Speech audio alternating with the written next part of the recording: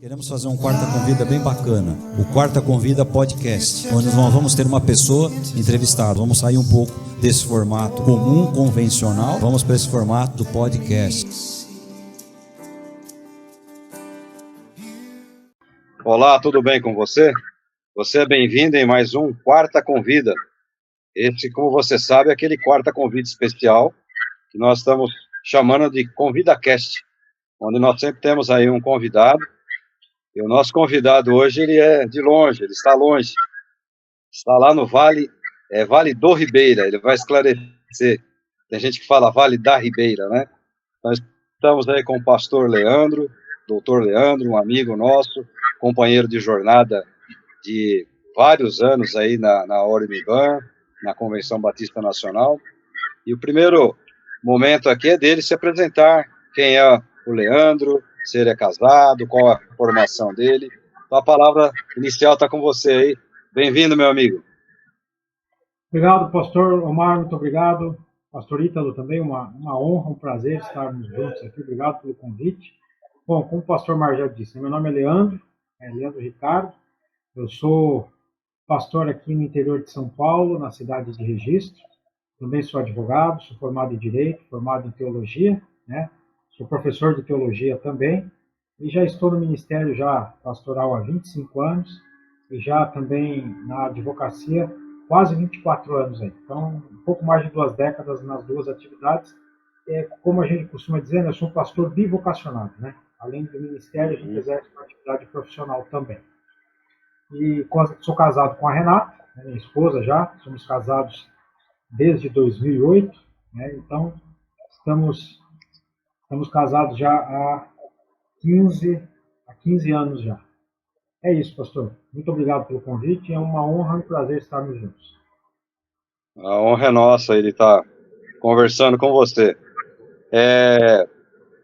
Para que o pessoal também conheça um pouquinho mais a fundo a tua área de atuação, vamos dizer assim, religiosa, você tem nos ajudado lá no STBnet, no Seminário Teológico Batista Nacional, tem lecionado algumas matérias, algumas cadeiras, né? Algumas disciplinas. Conta para nós aí quais são as disciplinas que você tem lecionado, que experiência que você tem tido de lá, desse tempo que você está com a gente. Eu não me lembro exatamente há quanto tempo que você está nos ajudando já. Eu também, pastor. Eu acho que desde 2016 ou 2017, já faz alguns anos. Eu leciono Direito Eclesiástico 2, né, Direito Eclesiástico, e também Teontologia. Essas duas cadeiras no Seminário Teológico Batista Nacional Inés Toninho. Direito Eclesiástico tem nos dado uma boa experiência com os alunos, não apenas com os alunos, mas também com colegas, né, com os pastores, porque a gente observa que é uma área de bastante necessidade, né? A igreja, como organização religiosa, ela se relaciona com diversos órgãos, com as pessoas, é uma entidade que tem uma atuação em várias áreas e demanda uma atenção especial do direito, né? E a gente observa que muitas vezes falta esse conhecimento, falta essa preparação. E a gente até parabeniza o Seminário Batista Nacional em Toninho por essa disciplina. É muito importante que os nossos alunos tenham esse preparo, porque quando o aluno depois se forma, é ordenado pastor, ele se vê em algumas situações na igreja, ele se verá diante de situações práticas no dia a dia que muitas vezes o seminário não preparou, mas pelo menos dando uma noção a ele, né, dará a ele um norte, um caminho a traçar aí em algumas demandas, principalmente na área administrativa, às vezes, da igreja, do relacionamento da igreja com órgãos públicos e por aí vai.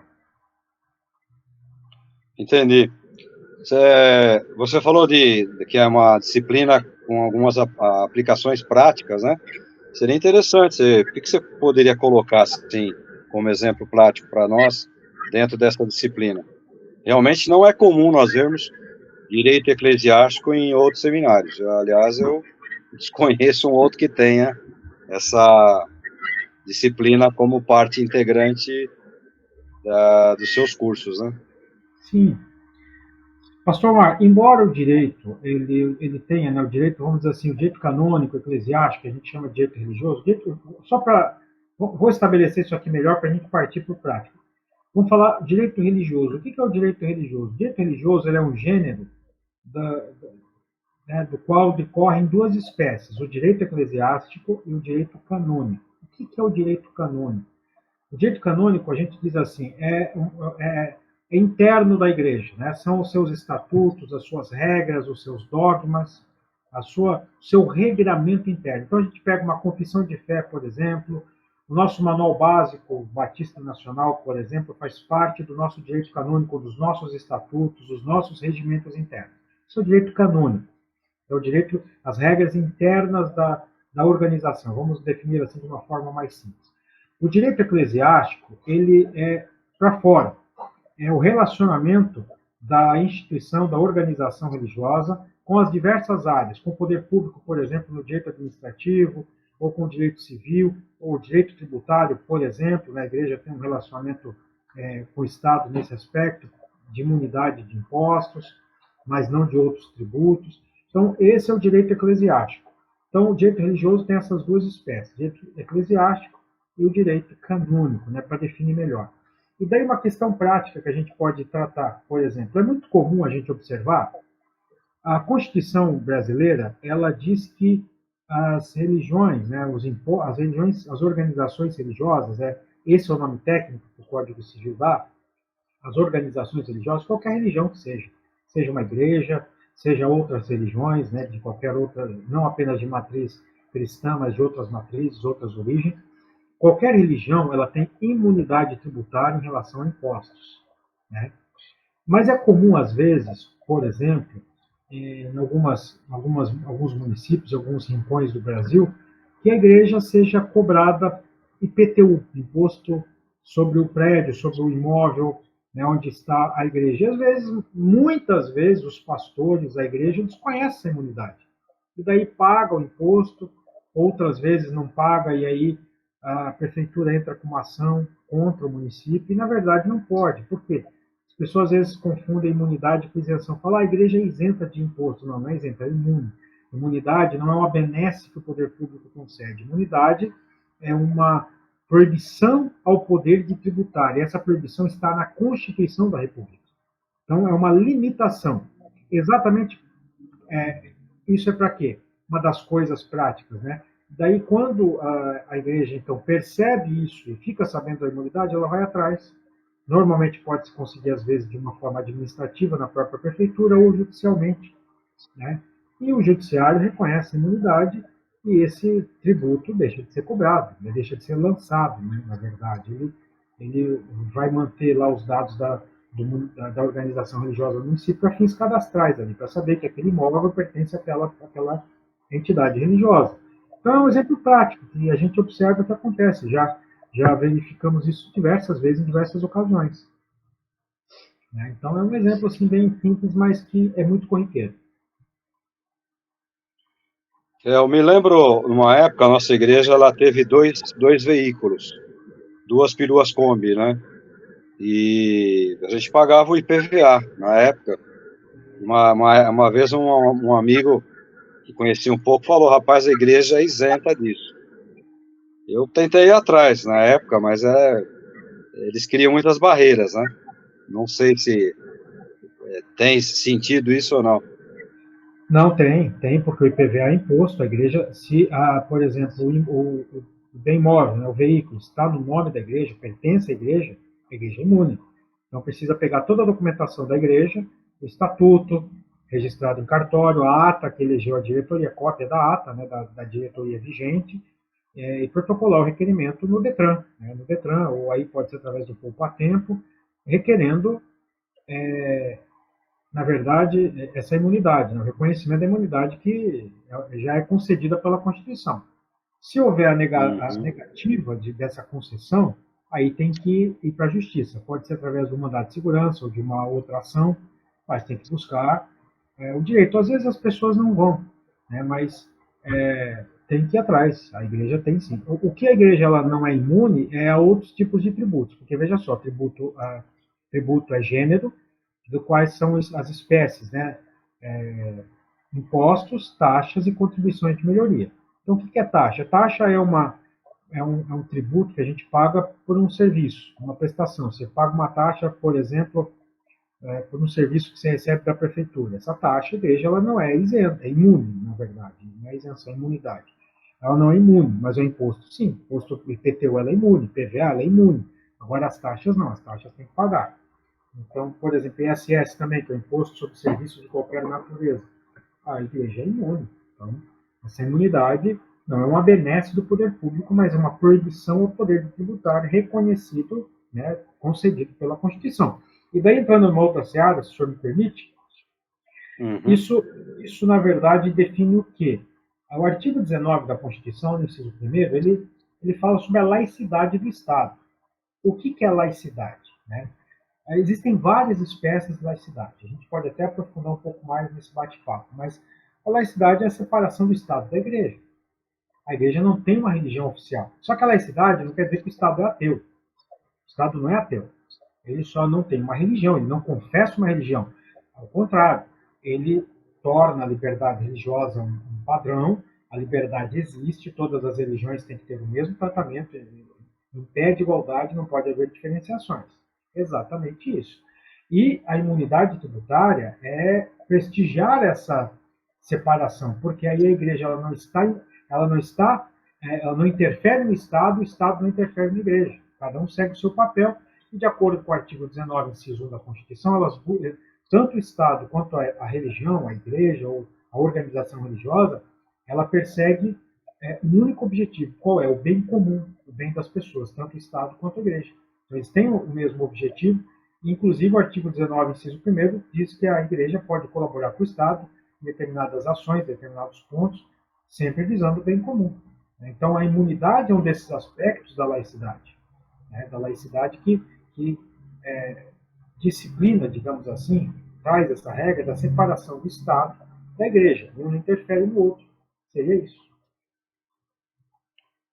É interessante. Antes do Ítalo fazer alguma pergunta, mais duas colocações, né? O imposto de renda a igreja paga. E com relação a muita gente, eu costumo dizer que a igreja é um organismo vivo, e é um organismo que está intrínseco, né? Ele faz parte do Estado. Então tem que ter estatuto, tem que ter regras internas, os impostos ou as taxas que são devidas têm que ser recolhidas, né? E muitos pastores, muitas denominações não levam isso a sério, e a gente vê muitos escândalos envolvendo aí os supostos evangélicos, são de pessoas, de denominações que não levam isso a sério. Então, vamos lá, é verdade, pastor. Vamos retomar e vamos falar sobre tudo isso aí. A questão do imposto. Na verdade, a igreja ela não recolhe imposto de renda. O que acontece normalmente é o seguinte, vamos lá. O pastor ele tem lá a prebenda dele, não é salário. A prebenda é o nome técnico, porque o pastor ele não tem vínculo empregatício com a igreja, é vocação. Né? O pastor, o fiel consagrado, que é aquele obreiro, né, que dedica a sua vida ao evangelho também. Então, o pastor ele recebe a prebenda, o nome técnico aí da sua remuneração.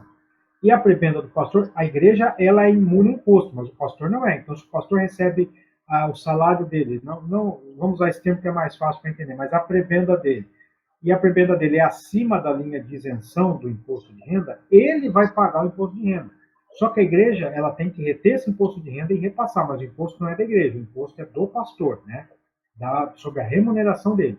Então, essa imunidade ela não alcança o pastor, ela alcança apenas a igreja. A igreja ela não vai pagar o imposto do que ela ofere com dízimos, com ofertas, né, com doações. Não pagará imposto, mas a remuneração, não apenas do pastor, mas a remuneração, inclusive, de empregados, porque há muitas igrejas, ministérios grandes que têm empregados, e se esses empregados recebem um salário acima do teto aí da isenção do imposto de renda, vai recolher o imposto de renda, vai ter que declarar e recolher esse imposto. Isso é fato.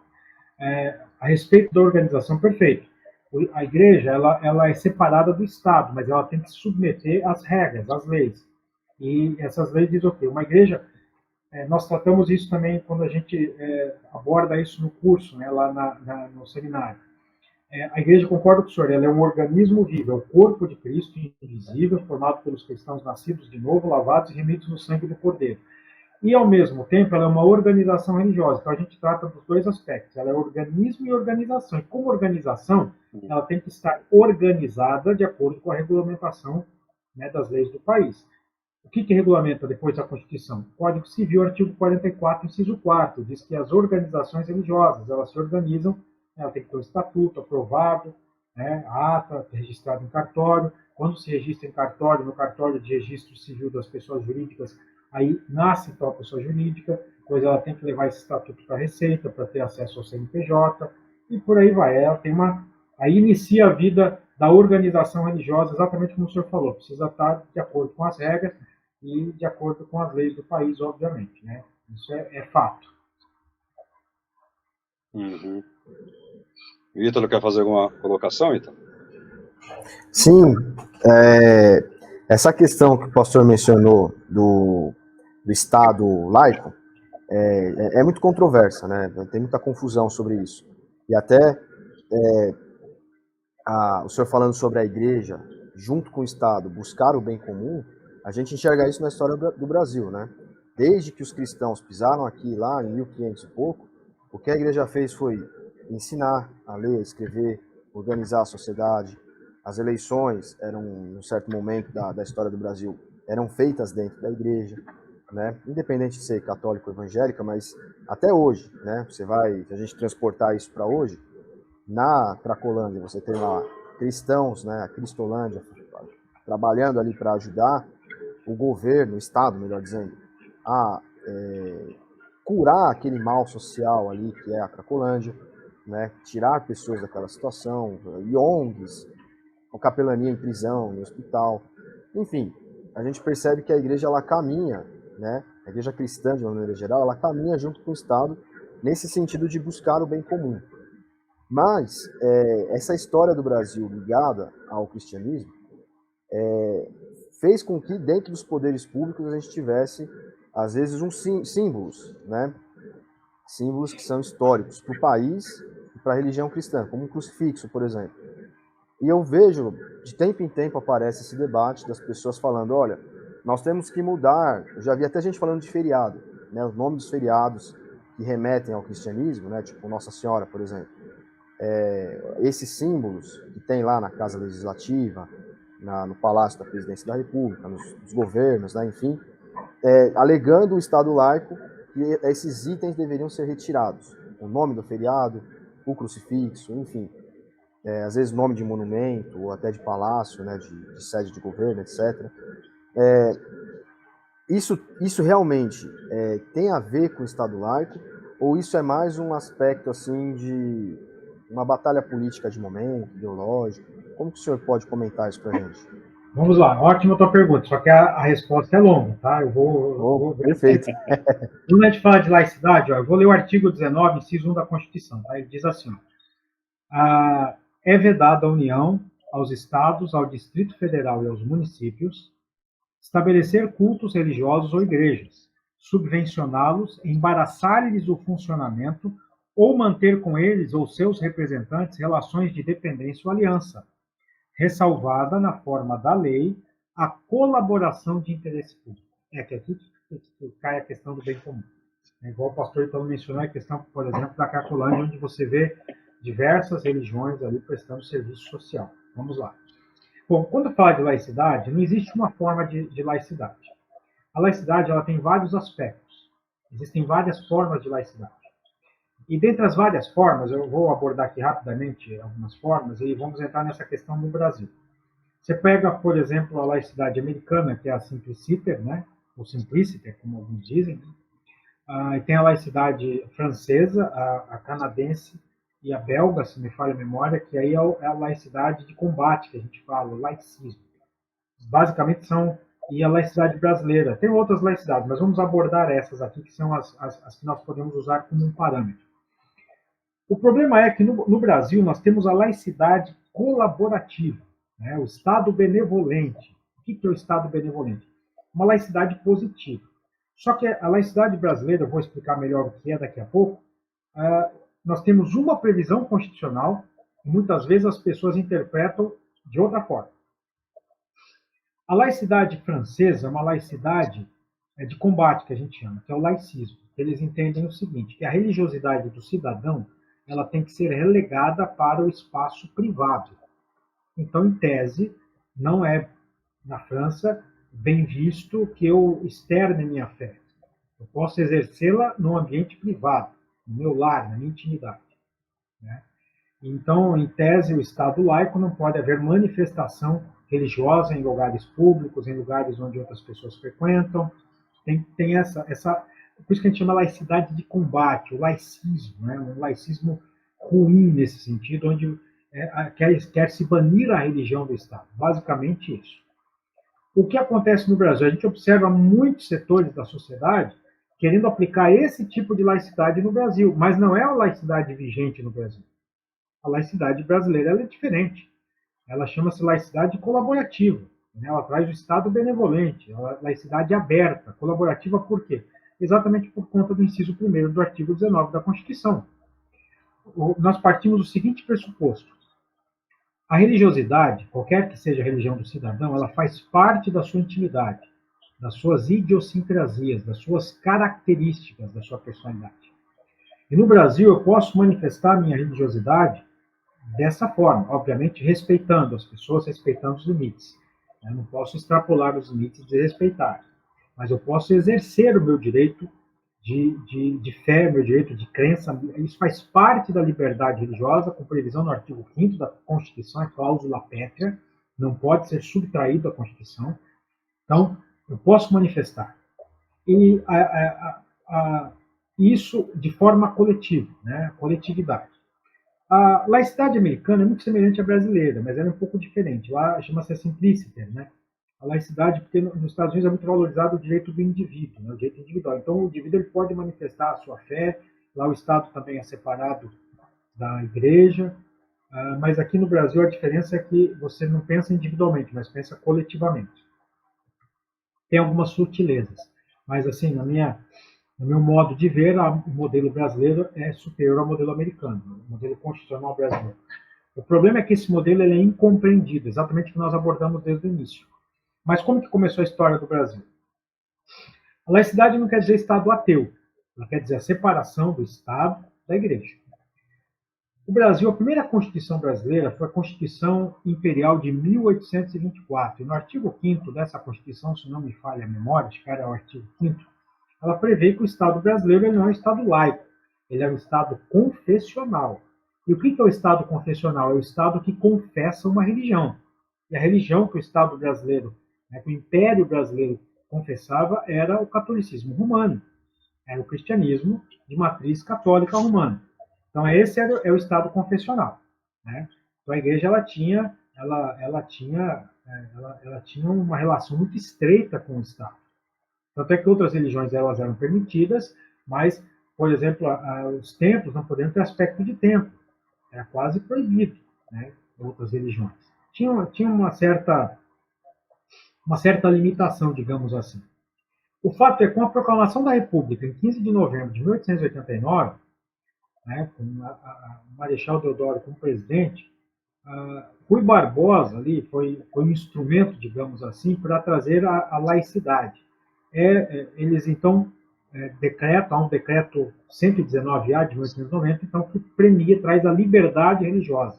Esse decreto, um decreto que ainda está em vigor, ele foi revogado no governo Collor e foi repristinado. O que é repristinado? Tornou a entrar em vigor novamente no governo Fernando Henrique. Um decreto 119A de 1890. Ele traz a liberdade religiosa, ele diz que o Estado não terá religião oficial, ele traz a laicidade, né? E a Constituição de 1891, que é a primeira Constituição republicana, mantém isso. Traz a separação do Estado da Igreja. Então, a partir da Constituição de 1891, o Brasil passa a ser, constitucionalmente falando, um Estado laico. Até então ele era confessional. Então, de 1891 para cá, o Brasil é um Estado laico, e as outras constituições também. A de 1934, 37, a de 67, 69 e 88. O Brasil teve essas 7 constituições. E só vou fazer uma parêntese. Tem gente que acha que a de 69 era só uma emenda constitucional, mas é um texto que substituiu inteiramente a de 67, então a gente diz que são 2 constituições diferentes. E a de 88, ela também mantém a laicidade do Estado, a separação do Estado da Igreja, e traz essa laicidade colaborativa. E daí, como o Brasil ele é um país de colonização cristã, obviamente que os cultos cristãos, a simbologia cristã de matriz católica está enraizada na cultura brasileira. A gente observa isso através dos feriados, através dos crucifixos e dos símbolos cristãos, ainda que em órgãos públicos, isso até já foi objeto de julgamento na justiça, dos feriados que nós temos em homenagem aos santos, né, da Igreja Católica. Então, todos esses feriados religiosos, todas essas festividades que existem, fazem parte da cultura. Embora o Estado seja laico, as pessoas não podem querer banir isso, porque se banir estaríamos tendendo ao laicismo, à laicidade de combate, o que não é o caso, não é o nosso modelo. Isso é o modelo francês, o modelo canadense, o modelo belga, não é o modelo brasileiro. O modelo brasileiro é um Estado laico, mas laico colaborativo, benevolente, que busca o bem comum das pessoas. Então, isso já está incorporado na cultura. Por quê? Porque o Ocidente, a sociedade brasileira, ela está toda alicerçada, construída no modelo judaico-cristão. Então, além de uma questão de religiosa, também uma questão de cultura. E, obviamente, ao se prestigiar isso, não quer dizer que está ferindo a laicidade do Estado, ou ferindo A ou B, de modo algum. Isso faz parte da cultura. E uma coisa muito interessante na cultura brasileira, que a gente observa que o Brasil, o Brasil é um país extraordinário, um país que nós tivemos uma riqueza cultural muito grande, né, formado pelas várias origens dos vários povos que colonizaram aqui o Brasil, né, várias origens, países, pessoas que vieram da África, que vieram da Europa, que vieram da Ásia, de outros continentes, e houve essa miscigenação aqui, essa mistura de crenças, de etnias e de culturas. Então a gente observa o brasileiro, ele professa às vezes, ele diz assim, eu sou cristão, por exemplo, católico, eu sou cristão evangélico, ou pertenço a uma outra religião, mas ele às vezes crê em algumas coisas que não dizem respeito àquela religião, não é uma crença pura, ele mistura às vezes a crença dele. Então muitas vezes ele, por exemplo, né, uma observação, a reencarnação é uma doutrina que tem origem lá nas religiões orientais, antigas, lá no hinduísmo, né, e várias religiões depois incorporaram vamos dizer, esse instituto da reencarnação. O cristianismo não, o cristianismo ele crê na ressurreição, né, a gente tem essa crença, a crença é bíblica.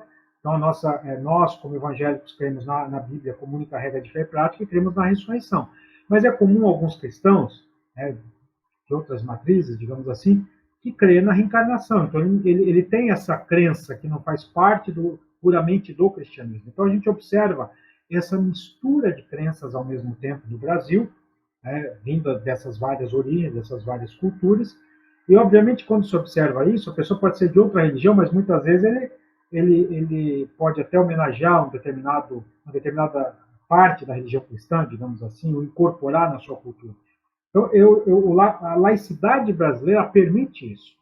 Então, quando alguém fala que tem que banir os feriados, banir os símbolos cristãos de alguns espaços, eu entendo que não tem que fazer isso, até porque a justiça já tem se manifestado sobre isso e tem exatamente premiado o que é premiado, que a gente diz prestigiado, né, homenageado, adotado, o que a Constituição fala.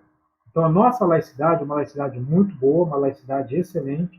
A Constituição, a jurisprudência que nós temos no país, as decisões judiciais, a interpretação, as obras de direito que falam a respeito do assunto, tratam dessa forma.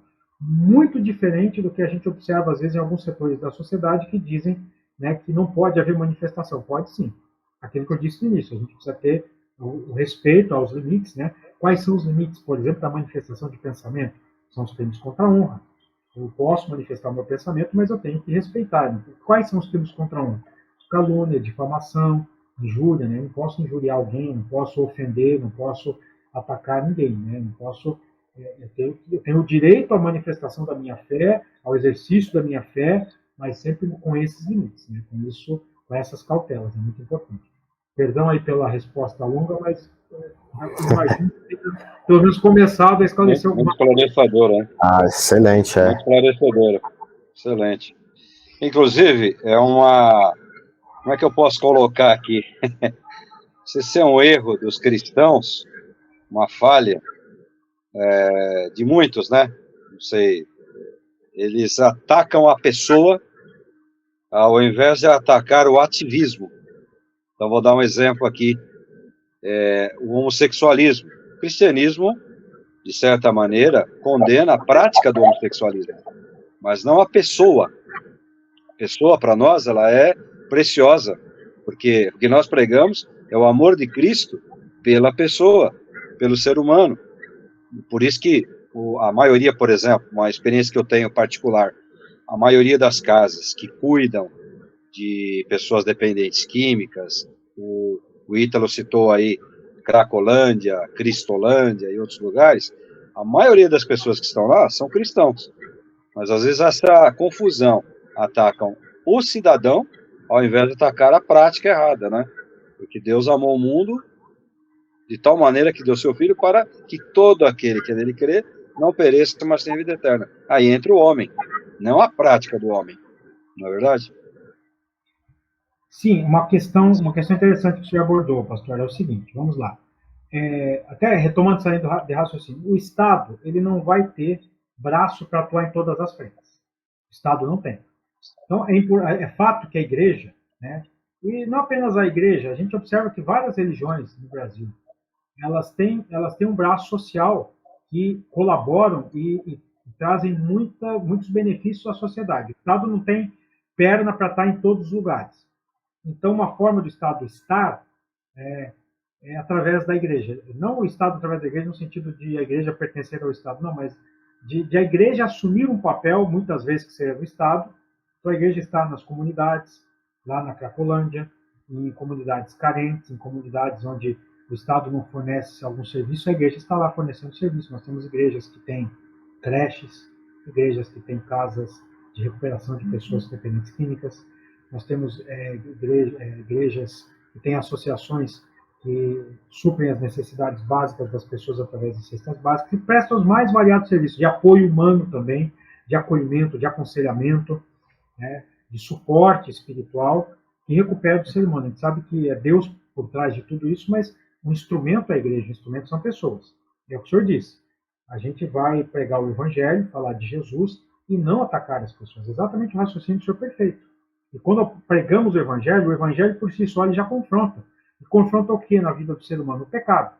Lembrando que o que é o pecado? O pecado é a transgressão da palavra de Deus. Se me fala em memória, a primeira é João 3,4. O pecado é iniquidade. Algumas traduções dizem a transgressão da palavra de Deus. Então, quando pregamos o evangelho, só o fato de pregar o evangelho, já estamos combatendo exatamente o pecado, que é o que afronta a Deus e sua palavra. E a igreja, ao chegar nisso, ela ama o ser humano e ela demonstra esse amor através dessas ações. Onde o Estado não chega, a igreja está. Por isso que a gente diz assim, as igrejas, elas prestam ao Estado brasileiro um serviço fenomenal de recuperação de ser humano, recuperação de famílias. Sabemos que por trás da igreja é o poder de Deus, é a mão do evangelho, é o Senhor, tudo isso, né, para que a honra e a glória seja dada a Ele. Nós somos meros, nós, como digo, os cristãos, igreja, somos meros instrumentos nas mãos do Senhor. E é exatamente o que o Senhor falou. Né? Amamos as pessoas e precisamos pregar, né, amando as pessoas, mas sempre pregando o genuíno evangelho sem diluí-lo, sem querer modificá-lo, porque o evangelho por si só ele tem que ser pregado como ele é. Nós, o Ítalo, não sei se você também, nós, além de pastores, nós somos capelães também, né? Nós temos enfrentado uma situação muito complicada. O acesso às escolas, para a gente aconselhar para uma aula de religião, e até mesmo para a utilização de uma quadra esportiva, às vezes, um trabalho social, que é o caso específico da igreja onde nós estamos, né? Está sendo proibido por o diretor da escola, a diretora. Isso esbarra, que eu tenho ouvido muito falar sobre leis locais. Isso esbarra em alguma lei? Então, você tem alguma ideia disso ou não? Não, vamos lá. A capelania, o artigo 5º da Constituição, o inciso 6º, ele diz o seguinte: é inviolável a liberdade de consciência de crença, assegurando o livre exercício dos cultos religiosos e garantida na forma da lei a proteção de seus locais de culto e suas liturgias. O inciso 8 diz assim, não, o inciso 7 diz, é assegurado nos termos da lei a prestação de assistência religiosa nas entidades civis e militares de internação coletiva. Aqui que entram as capelanias. Capelania militar, capelania prisional, capelania hospitalar, capelania escolar. O que a lei, por exemplo, municipal, ela pode disciplinar? A forma dessa capelania ser exercida, mas ela não pode proibir. Né? Porque, inclusive, o artigo 210 da Constituição, deixa eu abrir aqui, o artigo 210, parágrafo 5, se não me falha a memória, fala do ensino religioso. O ensino religioso ele tem previsão constitucional. Ele não pode ser confessional nas escolas públicas e particulares, né? Ele só pode ser confessional, obviamente, nas escolas confessionais. Mas ele existe. Ó. Artigo 210 da Constituição. Serão fixados conteúdos mínimos para o ensino fundamental de maneira a assegurar formação básica comum a respeito aos valores culturais e artísticos nacionais e regionais. Parágrafo 1º. O ensino religioso de matrícula facultativa constituirá a disciplina dos horários normais da escola pública do ensino fundamental. Existe previsão do ensino religioso, inclusive na NDB. Então, ele não pode ser confessional, mas ele existe. E dado que a Constituição permite, né, o exercício da capelania, a Constituição permite e ela prevê, né, e ela determina o ensino religioso não confessional, obviamente que a igreja ela pode sim, através dos capelães, fazer, prestar esse ministério nas escolas. A única coisa que tem que haver seriam perguntar, né, quais são as regras a serem seguidas. E se essas regras violarem a Constituição, elas precisam ser objeto de ou uma ação direta de inconstitucionalidade, ou uma ação judicial para a declaração dessa inconstitucionalidade, para que aí o exercício da liberdade religiosa possa ser exercido, né, possa acontecer, vamos dizer assim. Então, a capelania, aqui a gente observa, às vezes, alguns obstáculos, né, muitas vezes em hospitais também, a capelania prisional.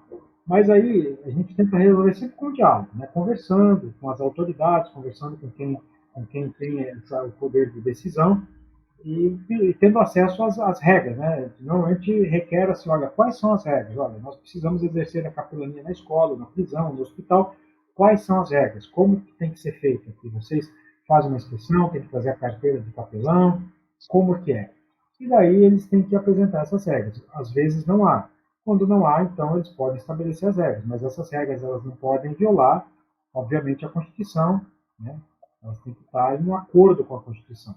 Quando há essa violação ou quando há proibição, aí isso se resolve ou dialogando, ou quando não há o diálogo, aí precisa buscar aí uma decisão judicial que possa garantir aí esse direito. Mas se há essa obstaculização, pastor, então estabelecer esse caminho, sabe? Seria mais ou menos isso. Uhum.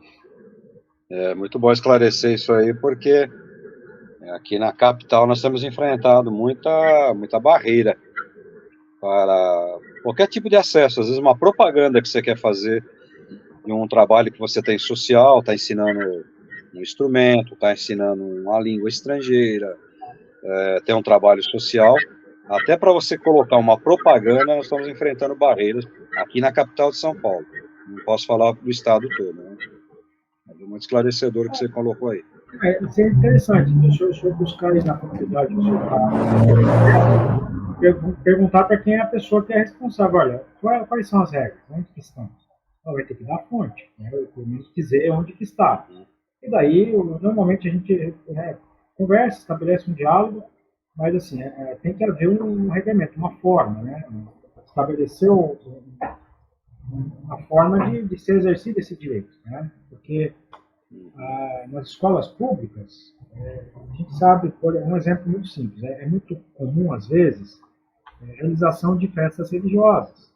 Aí tem um determinado aluno que ele não é da matriz dessa religião, que tem a festa, ele não é obrigado a participar. Isso chama-se escusa de consciência. Ele pode dizer, não vou participar, isso fere a minha religiosidade, eu fere de uma outra forma, obviamente de maneira respeitosa. Eu tenho que falar isso. E daí isso tem que. Aí, se, por exemplo, numa festa religiosa dessa, tiver um trabalho, vai ter que fazer um trabalho em relação a isso. A escola vai ter que ver um outro trabalho, ele vai ter que ter uma prestação alternativa para ele poder não ser prejudicado.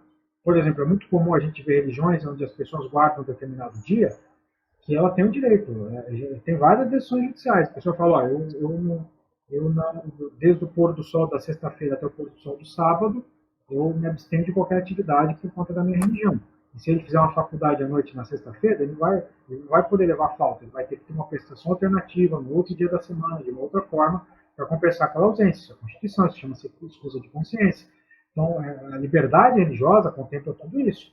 Então, os poderes públicos têm que estar preparados para isso. Né? As escolas, as universidades, as entidades, as organizações da sociedade têm que estar preparadas para isso, para respeitar todo e qualquer ser humano e exerça a sua religiosidade. Até os que não exercem, até aqueles que não professam religião nenhuma ou crença, não professam crença nenhuma. Né?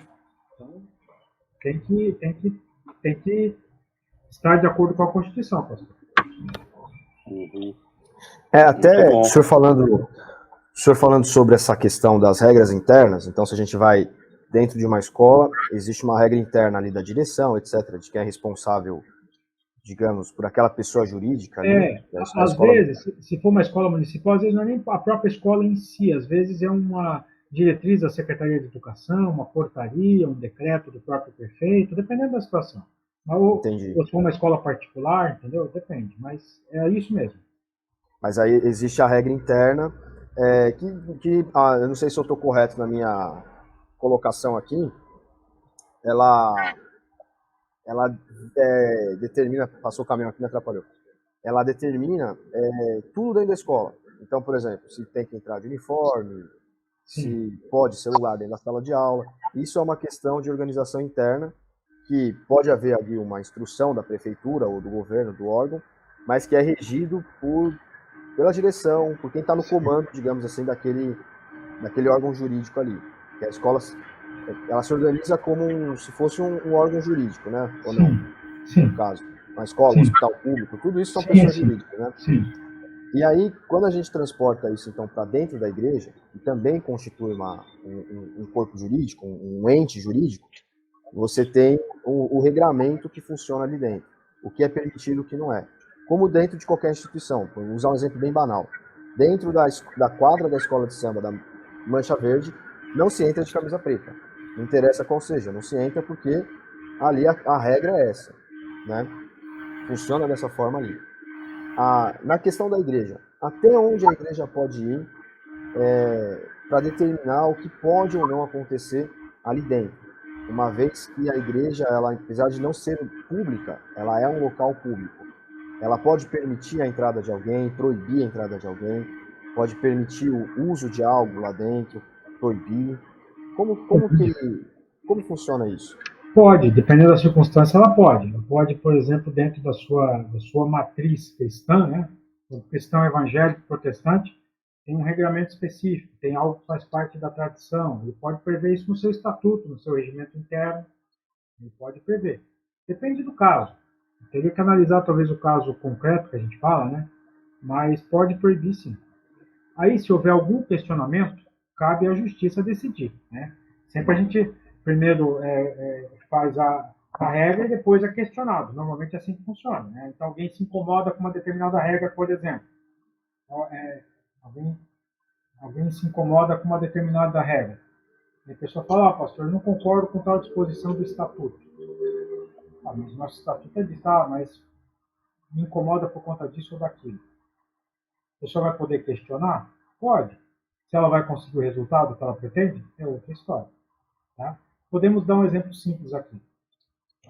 É comum nas igrejas, você pode prever no seu estatuto assim, exercerão algum cargo ministerial, não poderão exercer, por exemplo, pessoas que não são casadas, né? Só serão admitidos, por exemplo, pessoas casadas, não serão admitidos solteiros, por exemplo, a exercer ministério pastoral na igreja. Um exemplo, tá? Vamos colocar aqui. Digamos que o pastor presidente ele é demitido da igreja, ou jubila, aposenta, vai embora, transferido, e aparece um pastor jovem solteiro. E ele fala, eu quero ser pastor. Não, mas não pode, não é casado. O nosso estatuto prevê que o nosso pastor tem que ser casado. Não, eu não sou casado, mas eu vou casar, estou noivo. Quando o senhor casar, então, se nós não tivermos pastor, o senhor pode ser admitido pela Assembleia Geral. Um exemplo. Ele vai questionar isso na justiça? Pode até questionar, mas o entendimento ele vai perder porque fere a liberdade religiosa. A igreja ela tem liberdade de se organizar. parágrafo 1º do artigo 44 do Código Civil, deixa eu só localizar aqui, melhor do que citar de cabeça, a gente lê o que diz aqui o Código Civil. O Código Civil, ele prevê isso. Inclusive, ele prevê que é proibido embaraçar o funcionamento da organização religiosa. O artigo 44 do Código Civil, ele diz o seguinte no parágrafo 1º. São livres a criação, a organização, a estruturação interna e funcionamento das organizações religiosas, sendo vedado, proibido ao poder público negar-lhes reconhecimento ou registro dos atos constitutivos e necessários ao seu funcionamento. Então, ela tem liberdade para se organizar. Só não pode ferir as leis. Essa organização interna, essas proibições, permissões, ela não pode ferir a lei, ela não pode ferir o direito de igualdade, ela não pode ferir o ordenamento jurídico. Esse regulamento interno ele tem que estar de acordo com a Constituição e com as leis. Tem que estar de acordo, não pode ferir o ordenamento jurídico, não pode discriminar, não pode realizar nenhum tipo de distinção nesse sentido que fira a lei e a Constituição. Tá? Entendi. Então, assim, vamos supor aqui, eu vou usar um caso. A pessoa, ela chega na igreja, ela se membra. No caso da gente que somos batistas, a gente tem essa tradição da membresia, da assembleia ser participativa, que eu sei que algumas igrejas contemporâneas nem têm essa prática, mas a pessoa, ela se membra. A gente pressupõe, que muitas vezes não é uma prática nas igrejas, que essa pessoa que está se filiando, digamos assim, se tornando membro, ela conhece o estatuto da igreja, ela sabe qual é a regra ali dentro. Mas vamos supor que ela se membrou e ela quer, por algum motivo, deixa eu ver como que eu posso colocar. Ela quer quebrar alguma regra para fazer um casamento ali dentro daquela igreja, ou para participar de alguma área, seja administrativa, seja ministerial. E isso mostra para a gente que é necessário um membro ele conhecer o estatuto, isso é um risco para a igreja. O que o senhor poderia comentar sobre isso? Porque eu já ouvi casos assim, de que a pessoa ficou membro, ficou ali durante um tempo, mas depois ela quis algo que estava contra o estatuto, mas por ser membro, ela criou problema ali. Não vai poder mudar, porque veja só, toda igreja que já está organizada, por exemplo, nós que somos batistas, nós temos a nossa regra de fé, é a Bíblia, e temos a interpretação, temos o Manual Básico Batista Nacional, que traz as nossas regras denominacionais, o nosso direito canônico. Nós temos a confissão de fé, temos tudo isso, regimento interno, Estatuto da Convenção, Estatuto da Ordem dos Pastores. Então, a igreja está organizada de acordo com todo esse regulamento interno e o externo, que é a Constituição, o Código Civil e a legislação que nós temos no Brasil. Está organizado, está ok, estatuto aprovado, registrado no cartório, tudo certo. Chega o membro que quer mudar essa tradição, quer mudar isso que já funciona há muitas décadas dentro séculos até dentro do meio batista. Vai conseguir mudar? Não é para mudar. Não é para mudar, é para manter a tradição, tudo que existe. Então, repito, tudo estando de acordo com o nosso regulamento interno, de acordo com a Constituição, com a legislação, sem ferir absolutamente nenhuma regra. Quer mudar? Só se a Assembleia Geral, então, concordar, e daí vai ter que se desfiliar, se desvincular do meio batista para sair. Então, o que nós temos? A organização religiosa ela tem a proteção da liberdade religiosa, sua liberdade de organização. Tá? Então, não é assim, eu sou membro, quero mudar. Não funciona assim, não é dessa forma. O membro ele tem os seus direitos, tem também os seus deveres, tem as suas limitações. Quer dizer, porque pode ser membro, pode tudo? Não pode tudo, tem regra. A gente tem que entender isso. É que nós estamos hoje faz parte da cultura brasileira, tudo hoje se quer judicializar, tudo hoje quer entrar com processo, tudo hoje quer levar para a justiça. E nós temos que desjudicializar essas questões. Como diz Paulo, acho que é 1 Coríntios 6, a gente vai levar isso na justiça, a gente tem que tratar isso dentro da igreja. Então, mas a gente observa que tem pessoas que às vezes, infelizmente, fazem, não deveriam, mas fazem. Normalmente, eu tenho visto quando isso acontece, sempre o Poder Judiciário, com muita maturidade, com muita propriedade, tem prestigiado o ordenamento jurídico, tem prestigiado a igreja, a organização religiosa, observando as suas regras. Eu não tenho visto diferente, a não ser em raras exceções onde há abuso da organização religiosa. A gente tem observado algumas decisões né, quando há abuso da organização religiosa, mas não é o caso aí do exemplo. Né? Então, eu acho difícil acontecer. Entendi. A igreja lá, onde nós estamos como pastor, o estatuto dela diz assim, que a igreja, ela não celebra casamento de pessoas do mesmo sexo. É um estatuto interno da igreja. Quando foi feito na época, houve até uma orientação, foi como o Ítalo colocou aí, né? Se você tem lá uma escola de samba, uma torcida uniformizada de um time, é regra que você não pode entrar com a camisa do outro time. Então nós estamos resguardados. Nesse aspecto, sim. Quando a gente fala a questão da sexualidade humana, sempre tendo em conta os limites, né, obviamente, aí, do respeito máximo às pessoas, é tradição cristã, né? E isso estando no estatuto, obviamente será respeitado, né? Até porque para membrar na igreja a pessoa vai ter que preencher os requisitos do estatuto, né? Então, não vejo maiores problemas em relação a isso. Não vejo maiores problemas, tá? Até porque quando se diz respeito à questão do casamento das pessoas do mesmo sexo, quando se diz respeito a essa questão até do reconhecimento religioso, a igreja tendo isso no estatuto, sendo tradição da igreja, obviamente será respeitada, né? O perspectiva que a gente falou desde o início, né?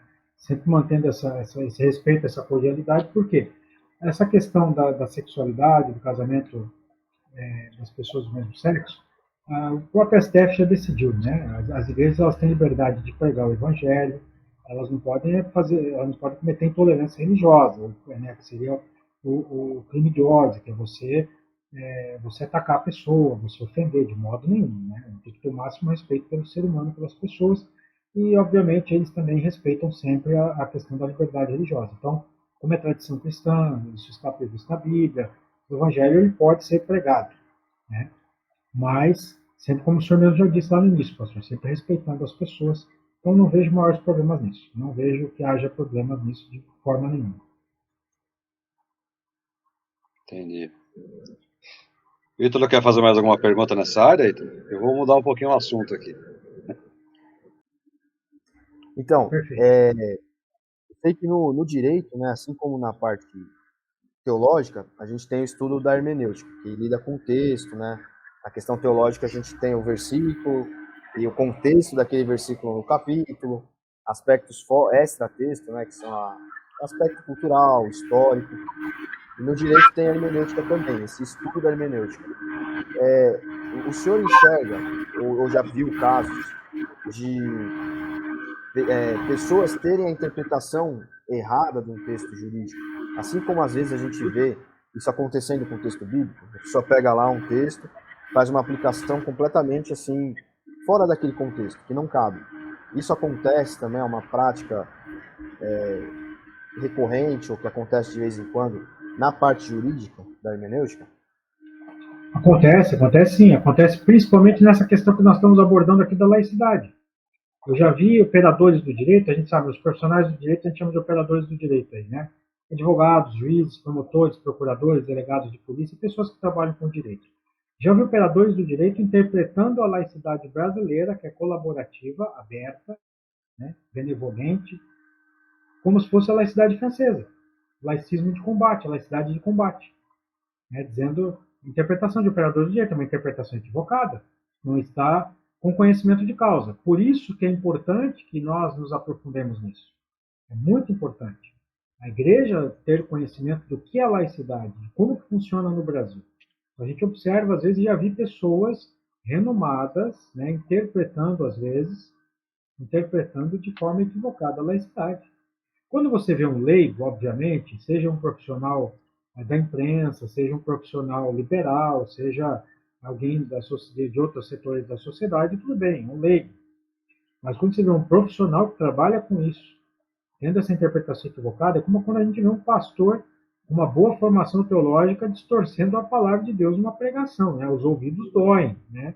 Tirando um texto, já diz o ditado, um texto fora de contexto é pretexto para heresia, né? Então, também existe no direito, né?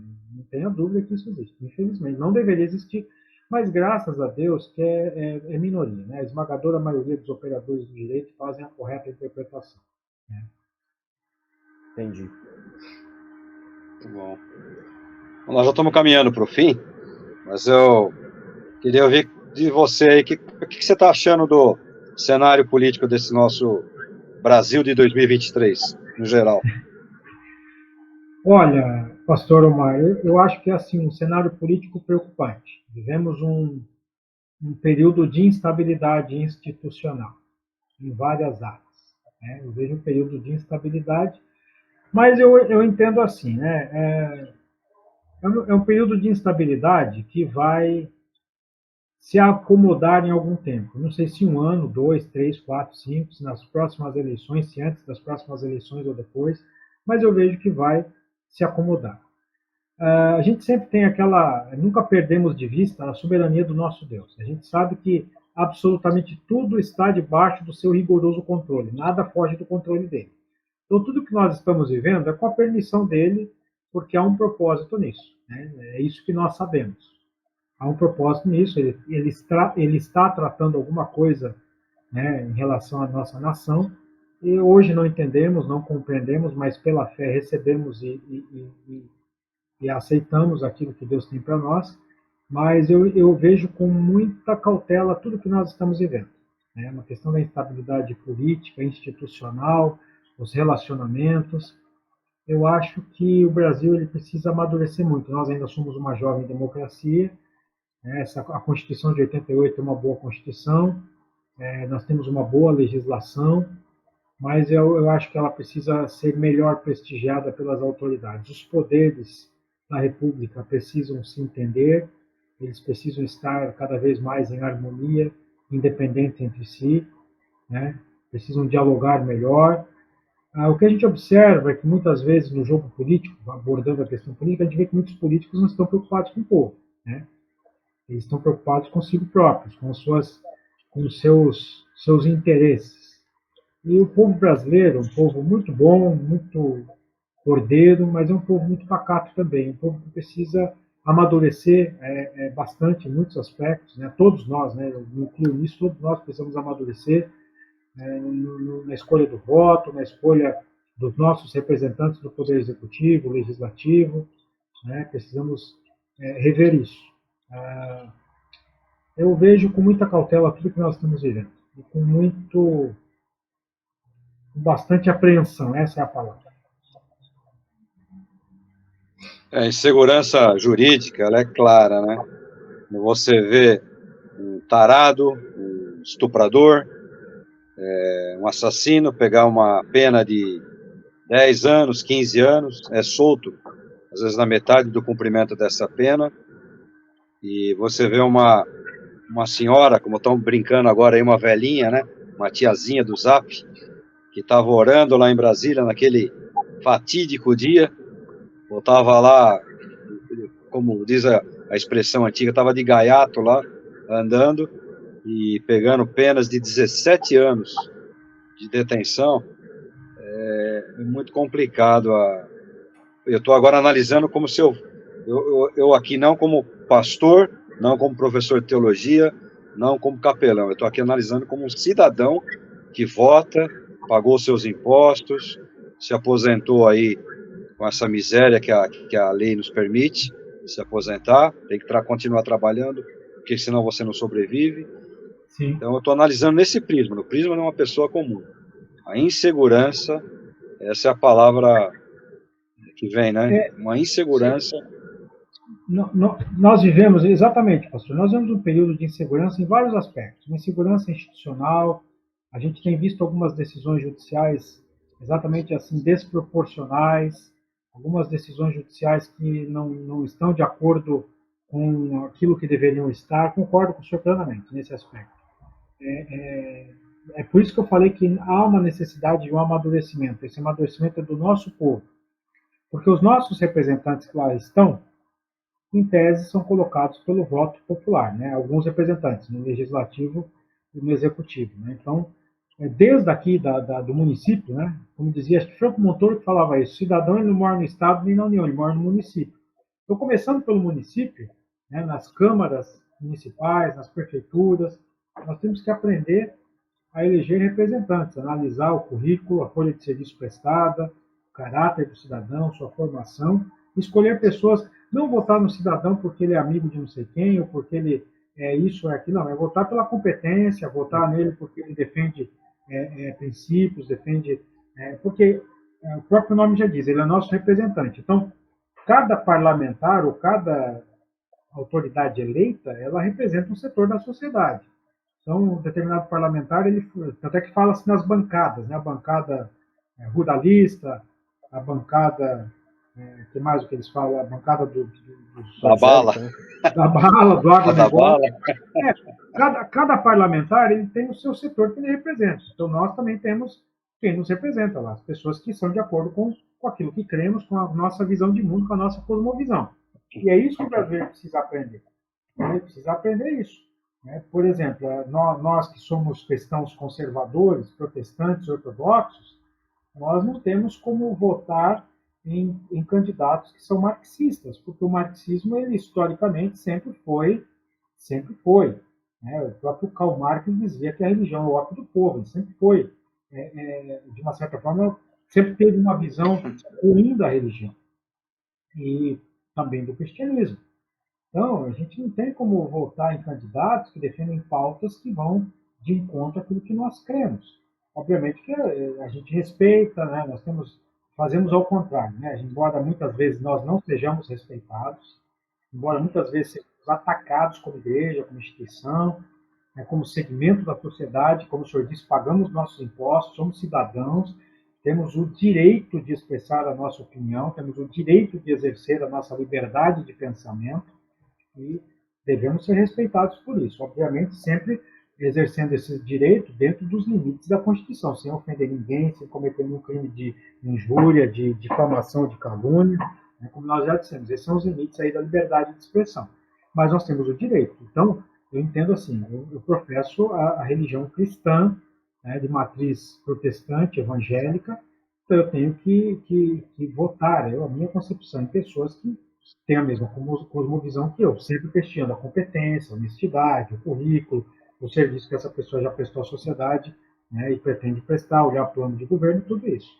Eu penso dessa forma. Tem mais absoluto respeito por todo mundo, mas não tem como caminhar o cristianismo junto com ideologias marxistas, porque ideologias marxistas elas vão de encontro àquilo que nós cremos, àquilo que nós temos de visão de mundo. Então é isso que eu imagino, é isso que eu penso.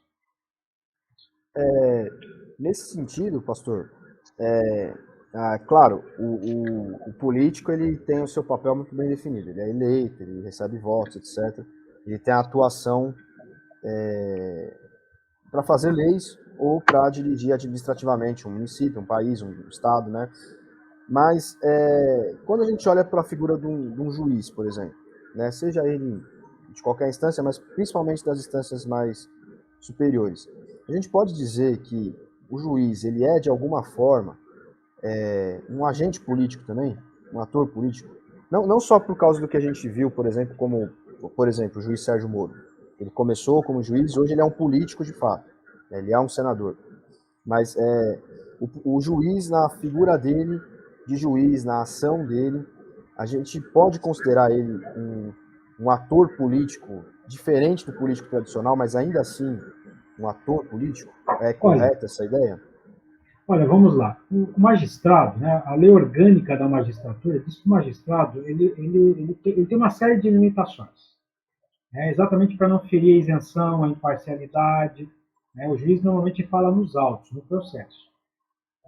A gente observa algumas peculiaridades hoje no direito brasileiro que você não observa no direito, no poder judiciário em outras nações. Nações democráticas, nações que têm uma boa democracia também. Então a gente não observa. Tá? Então o político ele é eleito, o político eu digo parlamentar, seja do legislativo, do executivo, seja em âmbito federal, estadual, municipal, ele é eleito, ele disputou uma eleição, é diferente. O juiz Sérgio Moro, que disputou a eleição, ele renunciou à carreira na magistratura, né, de uma demissão, se demitiu, se filiou a um partido político, foi candidato e venceu as eleições. Então, eu imagino assim, como já teve outro magistrado, o ex-prefeito, o ex-governador do Rio de Janeiro também era juiz, né? Acho que era o Witzel, no nome do Witzel. governador. Ele era juiz, Witzel. ele pediu demissão, se filiou a um partido político, venceu as eleições, foi governador. Então, esse é o caminho para o magistrado que quer exercer um cargo eletivo. Porque dentro da sua função, do seu importante mistério, da sua importante função, ele tem que se reservar algumas cautelas. É isso que a lei fala, tá? A lei orgânica da magistratura. A gente observa que, às vezes, né, essas regras, elas talvez não estejam sendo observadas como deveriam, né? Mas deveriam ser observadas. Então, o juiz normalmente fala do processo. Quando o juiz ele deixa de observar essas regras, ele não é apenas a pessoa, o cargo, ele está, na verdade, às vezes colocando o sistema de uma forma diferente. E não deve ser dessa forma. O judiciário ele não é, ele é um poder técnico. Como técnico que ele deve se manter como técnico. É um poder absolutamente importante, é um poder que traz o equilíbrio, mas é um poder que é absolutamente técnico, né? O juiz de direito de primeira instância ele tem que ser aprovado num concurso público rigoroso. Quando você observa um juiz, né, um juiz de direito de primeira instância, por exemplo, vamos imaginar aqui do Tribunal de Justiça de São Paulo, você está diante de um juiz ou de uma juíza, você sabe que você está ali diante de uma pessoa absolutamente preparada, porque passou por um rigoroso concurso público de várias fases, né, diante de uma pessoa que estudou, que se dedicou. Você está diante de um cidadão, de uma cidadã absolutamente preparada, que está prestando um serviço à sociedade, sendo remunerado por isso, e de um serviço absolutamente técnico. Por conta disso, ele tem que ter a conduta dele, né, de acordo aí com a lei orgânica da magistratura, com as regras do tribunal onde ele é lotado, né, que no caso nós estamos usando como exemplo a Justiça de São Paulo, que é a Justiça Estadual, que é um tribunal de ponta, né, um tribunal excelente, muito bom. Então, eu imagino que tem que ser dessa forma. Agora, a partir do momento que ele deixa de observar essas regras, ele coloca todo esse sistema em xeque, né? Então, a gente tem que ter muita cautela com isso, porque ele representa um poder, ele representa um dos poderes da República e a gente sabe que tem grande responsabilidade. É um cargo, né? O cargo de um magistrado é um cargo com muita responsabilidade. Ele julga as pessoas, ele julga causas, ele julga muitas situações absolutamente importantes, né, para a vida das pessoas e para a sociedade. Inclusive é o problema que nós estamos vendo aí, né? Pois estamos assistindo aí, né? Ah, e outra coisa, lembrei. Outra coisa que eu ia falar. Foi bom você tocar. Se puder ainda tirar mais um tempinho. Questão do ativismo judicial e da judicialização da política. São duas coisas diferentes. Né? O que é o ativismo judicial? O ativismo judicial é quando o judiciário decide certas questões, né? Por exemplo, que deveriam ter sido decididas no âmbito do executivo ou do legislativo, certo? Em algumas ocasiões. A judicialização da política é um pouco diferente. É o que a gente tem visto. Às vezes um partido quer aprovar uma lei lá, a lei ela é votada, mas ela não passa, aí a pessoa leva para o judiciário. Eu não consegui aprovar na Câmara, por exemplo, seja municipal, seja Assembleia Legislativa ou a Câmara Federal, aí eu entro com ação no tribunal competente para tentar fazer valer eu levo uma questão política para o judiciário. Então, o ativismo judicial é uma coisa, a judicialização da política é outra. Tá? As pessoas às vezes confundem isso. Muito boa a explicação. Legal. Meu amigo doutor Leandro, pastor Leandro, foi uma alegria passar esses minutos aí, ouvindo aí os teus conhecimentos, e certamente faremos um próximo ConvidaCast contigo. Pastor Mar, muito obrigado. Pastor Ítalo, agradeço imensamente o convite, foi muito prazeroso, agradável poder estar com os irmãos, a gente bater um papo aí a respeito desses assuntos, que sempre é muito bom. Tá? E permaneço à disposição. Muito obrigado. Obrigado você. Dá um beijo aí na Renata. Jesus abençoe tua vida, teu ministério. Amém? Amém, pastor. Você que nos acompanhou. Amém. Você que nos acompanhou até agora, obrigado por estar conosco. Quarta-feira que vem, teremos mais um Quarta Convida. As histórias aí de um pastor, de um velho pastor, não de um pastor velho. Estaremos contando algumas histórias aí. Que Jesus abençoe a tua vida, tua casa, teu ministério. Jesus abençoe teu escritório, teu consultório, teu trabalho, teu comércio, e que Ele te guarde e te livre de todo mal. Até a próxima, obrigado. pastor Ítalo, obrigado, pastor Leandro, juntos sempre em Jesus. Um grande abraço. Queremos fazer um Quarta Convida bem bacana, o Quarta Convida Podcast, onde nós vamos ter uma pessoa entrevistada. Vamos sair um pouco desse formato comum, convencional, vamos para esse formato do podcast.